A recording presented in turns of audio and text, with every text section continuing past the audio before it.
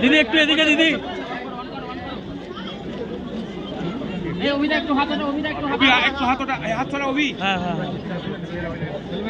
আমি এতক্ষণ এটা নিয়ে চৈতালির সাথে ডিটেলস আলোচনা করলাম, যার জন্য আপনারা দেখতে পাচ্ছেন যে আমার সাথে কেউ আসেনি, আমি একা এসেছি। আর আমার সাথে এসপি এবং আইবি যিনি হেড আছেন তিনি এসছেন। এই কেসে আমি এটুকু বলতে পারি যে যত বড়ই হোক না কেন,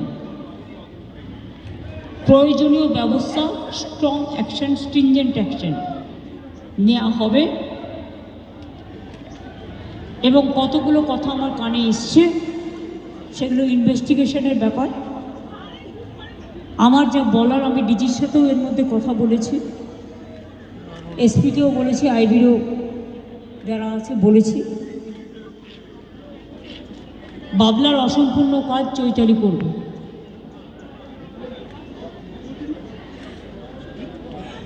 বাবলা আমার চিরকালের পরিচিত।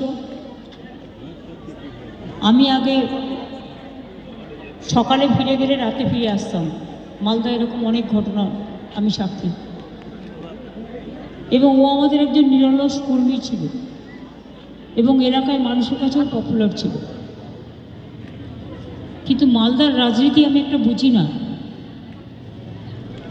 এমএলএ আমরা পাই না, এমপি আমরা পাই না, কিন্তু কাউন্সিলর ইলেকশনে, বিশেষ করে কর্পোরেশন ইলেকশনে কেউ জিতে যায়, কর্পোরেশনটা পায়।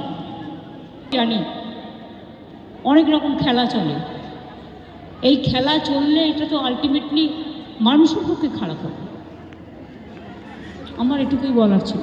জনপ্রিয়তা বেড়ে যাচ্ছিল, সেটাই কি কাল হলো? যেটা জনপ্রিয়তা প্রথম থেকেই ছিল, কিন্তু মালদার রাজনীতিটা আমি ঠিক বুঝি না। তার কারণ হচ্ছে এমপি ইলেকশনও আপনারা দেখলেন, দুটো সিটেই আমরা হারলাম। একদম তাই। ইংলিশ বাজারে আপনি ভোটে দেখুন, আমরা এমএলএ ইলেকশনেও হেরেছি, কিন্তু কাউন্সিলর ইলেকশন দেখুন কর্পোরেশন জিতে যায়। আমি তো নিশ্চয়ই চাইবো আমাদের লোকেরা জিতুক, কিন্তু আমার সেটা কথা নয়। রহস্যটা সেই রহস্যের পেছনে কি আরো বড় কেউ আছে, ষড়যন্ত্র? না না, রহস্যটা আমায় ভেদ করতে হবে। দিদি দলকে কি গুরুত্ব দিচ্ছে না জেলা নেতৃত্ব?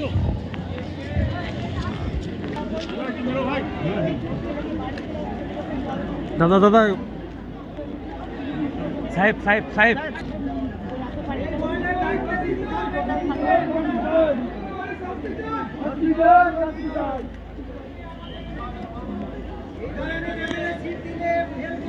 আর কিচ্ছু বলবে না।